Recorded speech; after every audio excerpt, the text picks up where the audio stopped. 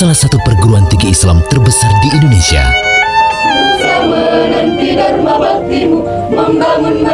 Pusat pencerahan dan transformasi iptek berbasis peradaban Islam, kampus pencerdasan, pencerahan, serta prestasi.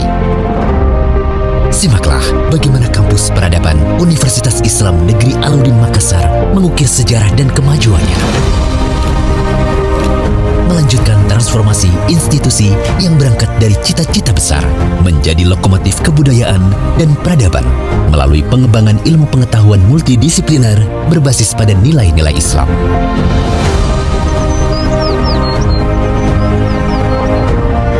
Dengan akreditasi institusi yang unggul, kami menawarkan 8 fakultas dan program pasca sarjana. Menjadi kampus unggulan yang terakreditasi internasional adalah cita yang kami upayakan dengan menghasilkan prodi yang andal, moderasi beragama yang mengakar, publikasi yang aktif, data yang terintegrasi, dan jejaring yang kuat. Kami terus hadir untuk memberikan pelayanan terbaik bagi bangsa, sehingga pembangunan dan pembenahan infrastruktur tiada henti terus dilakukan dengan segenap upaya yang kami miliki. Pengambilan gambar video sebagai tugas individu peserta short course peningkatan kompetensi dosen pemula PKDP UIN Alauddin Makassar tahun 2025. Assalamualaikum warahmatullahi wabarakatuh. Waalaikumsalam warahmatullahi wabarakatuh. Alhamdulillah, sehat semuanya. Baik, di pagi ini kita akan mulai kerja lagi di pertemuan ke-6 ya. Namun sebelum kita mulai perkuliahan, seperti biasa yang kita lakukan adalah kita dahului dulu dengan mengaji ya. Dan saya persilakan salah seorang di antara adik-adik yang bisa mengaji. Baik, silakan.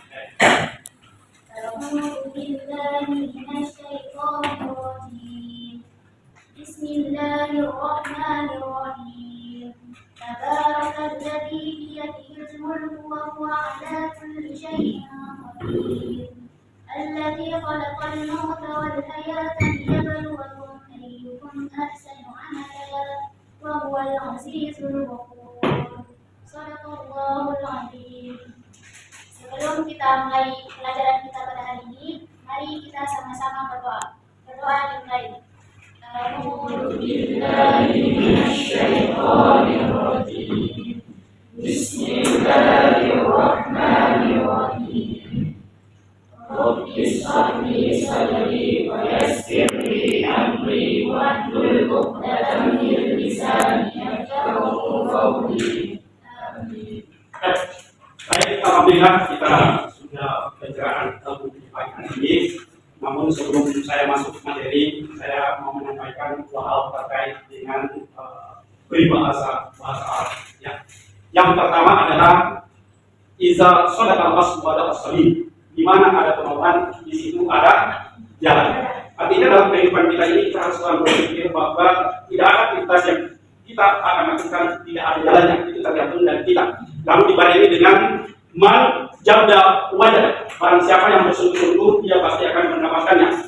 Segala sesuatu yang dilakukan oleh orang, kalau kita berusaha berupaya semaksimal mungkin dengan memberdayakan seluruh potensi kemampuan yang kita miliki, insya Allah sesuatu itu yang kita akan peroleh. Yakinkan pada diri bahwa barang siapa yang bersungguh-sungguh pasti, dan insya Allah Anda akan meraihnya. Nah, dari 2 perkataan ini tanamkan dalam dirimu, dalam kehidupan sehari-hari, dalam aktivitas khususnya bagi mahasiswa di jurusan manajemen AD dan Undang. Baik, selanjutnya materi kita hari ini kita akan berbicara tentang kepemimpinan dalam tim kerjasama untuk pemberdayaan karyawan. Namun sebelum kita masuk di situ, saya ingin mereview, ingin mengecek kembali sejauh mana pemahaman dari materi yang pernah kita kuliahkan pada pertemuan sebelumnya atau di pertemuan ke-5 ya. Oleh itu saya mau mendapatkan informasi atau dari adik-adik siapa yang mau menyampaikan hasil review kemarin. Baik, silakan. Baik, bismillahirrahmanirrahim. Assalamualaikum warahmatullahi wabarakatuh. Waalaikumsalam warahmatullahi wabarakatuh. Perkenalkan, nama saya Asli Sama. Saya akan mereview tentang evaluasi. Evaluasi adalah proses untuk menilai bagaimana tujuan kita yang ditetapkan di awal untuk mencapai tujuan itu. Evaluasi ini bisa membantu kita untuk menilai apakah kegiatan ini berjalan dengan baik atau tidak, bagaimana saja untuk banyak dan apa saja baik. Evaluasi ini bisa dilakukan di awal untuk melihat kesiapan, dan juga bisa dilakukan di akhir untuk melihat hasil akhirnya. Jadi evaluasi ini sangat penting untuk menjadi dasar dalam perencanaan sebelumnya. Begitu saja. Assalamualaikum warahmatullahi wabarakatuh. Waalaikumsalam. Ada lagi satu. Ya, silakan. Baik, Assalamualaikum warahmatullahi wabarakatuh. Di sini saya akan beri kembali materi yang telah diberikan Bapak pada pertemuan lalu mengenai tentang proses di mana dalamnya ada dibahas mengenai di mana organisasi itu merupakan sebuah proses mengalokasikan dan menggabungkan sumber daya dalam sebuah organisasi untuk mencapai tujuan yang telah ditentukan. Organisasi sendiri dalam proses manajemen terlibat penting dalam penentuan wewenang tugas dan tanggung jawab Di pusat.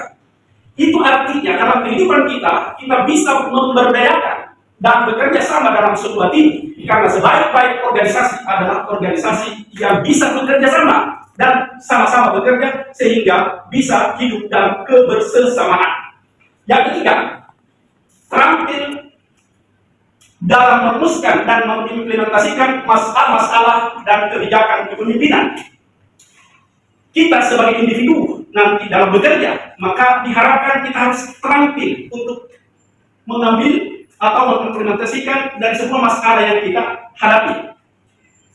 Untuk menghadirkan keterampilan 3 hal yang harus dimiliki. Yang pertama adalah knowledge, pengetahuan. Yang kedua adalah keterampilan skill. Dan yang terakhir adalah iktikat diri, perpaduan antara rasio akal yang kita pikirkan dengan rasa naluri yang ada dalam hati kita.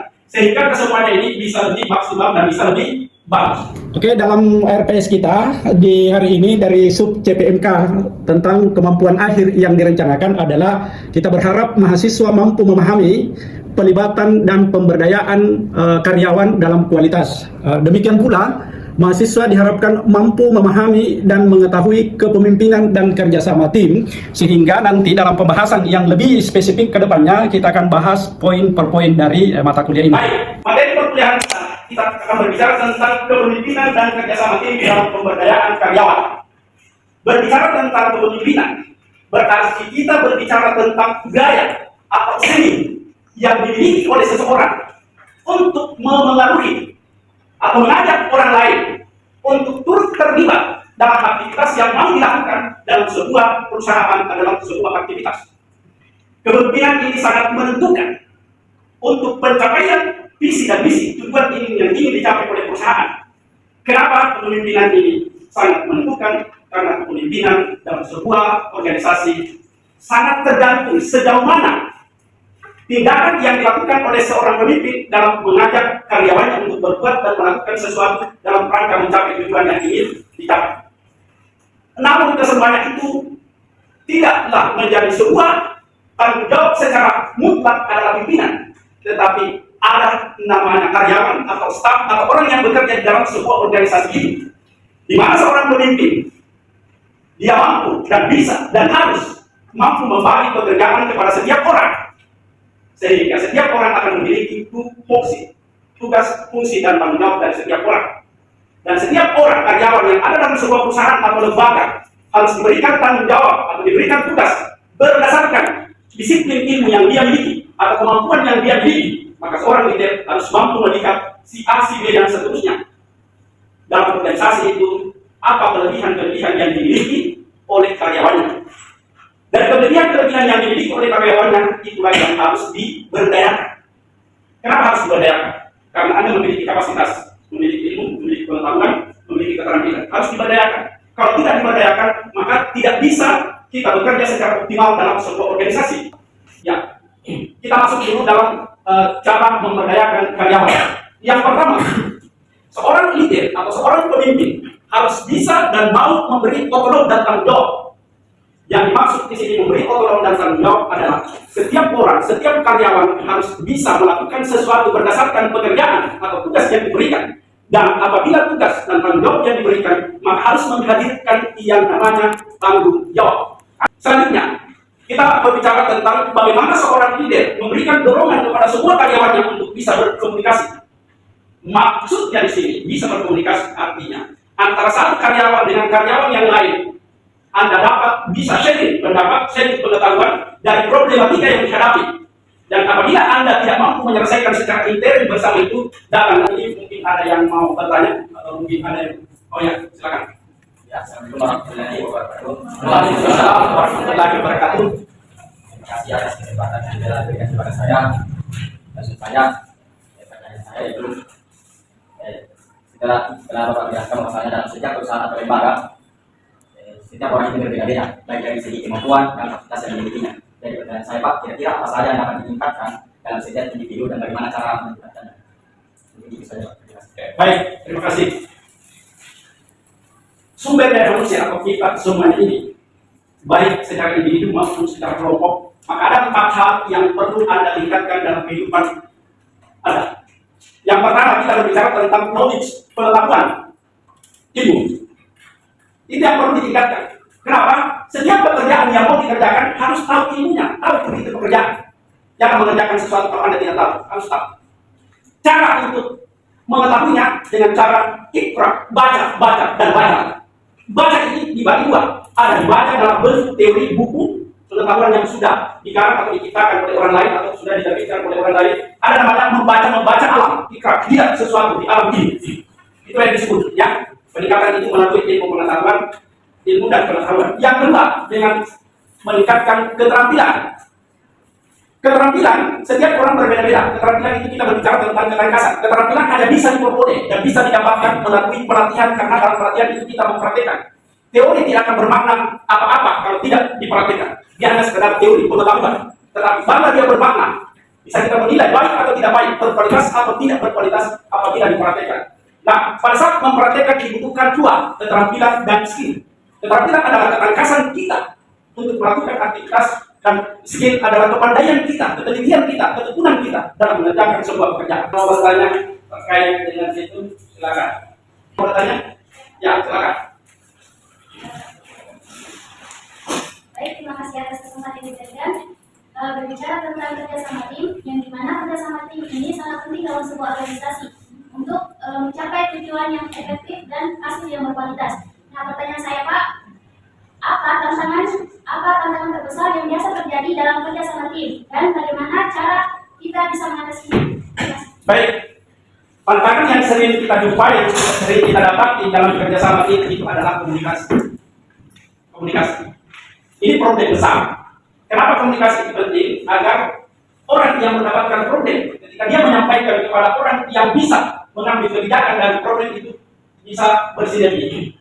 Jadi bangun komunikasi, bangun koordinasi, dan yang terakhir adalah saling dukung, saling mensupport. Kalau ada satu membutuhkan sesuatu, dukung dia, support dia, jangan biarkan dia jalan sendiri. Itulah namanya kita hidup dalam kerjasama, yang hidup secara bersama. Oke, saya pikir itu. Nah, sebelum saya lanjut perkuliahan ini, materi dari perkuliahan ini, kita akan bagi kelompok. Kita bagi 3 kelompoknya. Ya, ada kelompok yang berbicara tentang kepemimpinan, ya. Ada yang berbicara tentang kerjasama, ada yang berbicara tentang pemberdayaan karyawan. Oke, silakan bagi kelompok 3. Masyarakat yang dia tidak tahu bagaimana mau mengoptimalkan hasil garapan di kebunnya. Nah, dengan kehadiran kita melakukan pengabdian masyarakat, maka kita harus bersama-sama meminta kepada masyarakat apa yang menjadi kekuatan yang ada di sini. Oh, banyak sayur-sayurannya. Berarti 3 hal yang kita harus pikirkan. 1, sayur-sayuran ini supaya masyarakat ini bisa meningkatkan kesejahteraannya, maka sayur-sayurannya ini harus dicarikan kemana mereka harus menjualnya.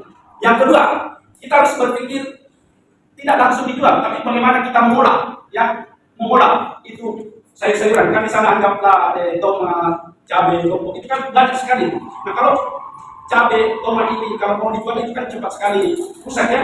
Nah, maka harus kita berdayakan masyarakat. Kita harus memberi pelatihan supaya dia bisa memiliki pengetahuan bagaimana bisa membuat sambal cabai. Nah, setelah dia mengolah, kita berikan dia pelatihan, ya, kita berikan pengetahuan tentang itu, kan dia bisa meningkatkan pendapatan kesejahteraannya, ya, dibanding langsung petik jual. Nah, ini. Yang kedua, dari situ kita juga harus memfasilitasi. Ya, jadi kehadiran kita harus bisa memfasilitasi masyarakat dalam rangka, ya, mewujudkan apa yang dia inginkan. Nah, tadi kita kalau tidak bisa dia mengulangi, kita datangkan langsung dari luar untuk dia memberi pelatihan cara membuat sambal, ya. Nah, dengan kehadiran kita dari mendatangkan dan meningkatkan kualitas dan keterampilannya, maka masyarakat bisa lebih sejahtera. Oke, saya pikir itu. Selanjutnya kita akan membagi juga di kelompok ini membahas tentang kerja sama tim. Kemudian di kelompok ini akan membahas tentang kepemimpinan. Sedangkan di sini akan membahas adalah pemberdayaan karyawan atau masyarakat. Oke, saya beri kesempatan untuk Anda berdiskusi. Ada yang bisa menjadi ketua nanti. Waktunya saya berikan untuk berdiskusi ya 10 sampai 15 menit ya. Saya bisa memberikan gambaran-gambaran umum lalu nanti dipresentasikan. Oke, selanjutnya saya beri kesempatan dan silakan mengerjakan, silakan diskusikan. Anak-anak sekalian, sebelum kita diskusikan topik di kelompok masing-masing, saya ingin sedikit memberi ulasan gambaran umum terkait pengabdian masyarakat yang pernah saya laksanakan, pernah kami lakukan, yaitu kegiatan bekerja sama tim Sile Kanada dengan UGM Alam di Makassar dalam hal pemberdayaan masyarakat. Dalam PKM ini, hampir semua orang dalam melakukan aktivitas pengabdian masyarakat, maka yang selalu muncul dan selalu dicari itu adalah apa yang menjadi problem atau apa yang menjadi masalah di tempat kita melakukan pengabdian. Tetapi di konteks ini dalam pengabdian saya, kita tidak melihat apa yang menjadi kekurangan dari masyarakat itu, dari tempat kami mengabdi. Tetapi kami melihat apa yang menjadi kelebihan atau apa yang menjadi potensi yang ada di masyarakat itu, baik orangnya maupun lingkungannya. Nah, ini yang membedakan dalam pembelajaran di manajemen yang saya ampu di manajemen kualitas terpadu ini. Karena dalam pengabdian masyarakat itu, setiap daerah pasti ada potensinya, ada yang menjadi unggulan, ya ada menjadi unggulan. Dan setiap orang ada yang memiliki pengetahuan, pengalaman dari cara mereka bekerja. Kan selama ini kalau orang melakukan penelitian itu kan selalu yang dicari apa masalahnya. Sekarang ini kita tidak berbicara apa masalahnya. Yang kita berbicara dalam pengabdian ini, apa yang bisa dikembangkan, apa yang bisa diberdayakan dari apa yang dimiliki orang di sini. Ya, jadi perbedaannya adalah tidak melihat masalah, tetapi kita adalah mengembangkan, memberdayakan potensi yang ada di sana. Apa sudah didiskusikan tugasnya tadi? Sudah. Kelompok pimpinan sudah? Kelompok kerjasama tim sudah? Kelompok pemberdayaan dari kelompok kerjasama tim. Ya, jadi disari dari hasil diskusinya tadi. Saya persilakan.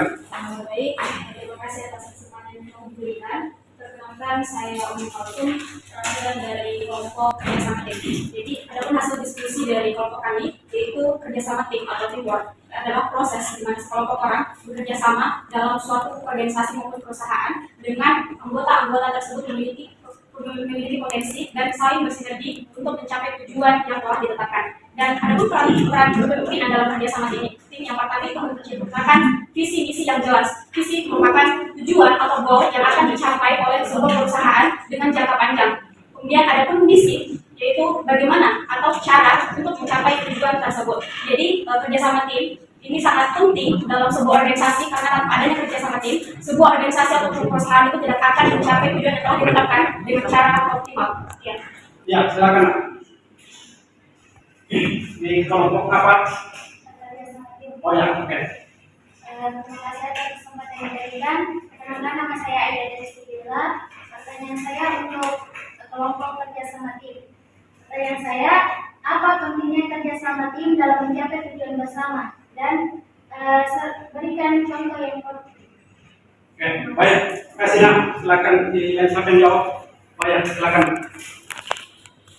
Baik, terima kasih atas pertanyaannya. Izin menjawab. Jadi pentingnya kerjasama tim dalam sebuah perusahaan atau organisasi, karena kerjasama tim itu merupakan bentuk kerjasama kita dari anggota yang berada dalam perusahaan atau organisasi.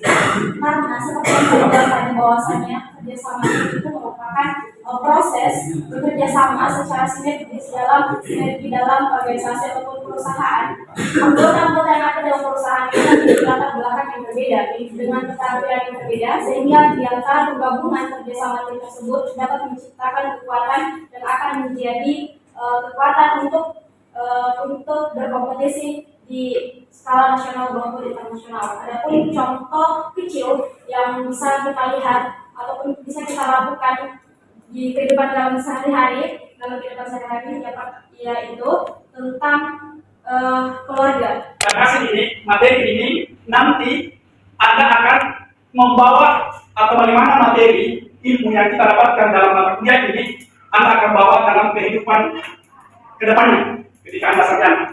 Yang pertama, kalau Anda bekerja dalam satu organisasi, satu perusahaan, maka 3 hal yang Anda harus perhatikan.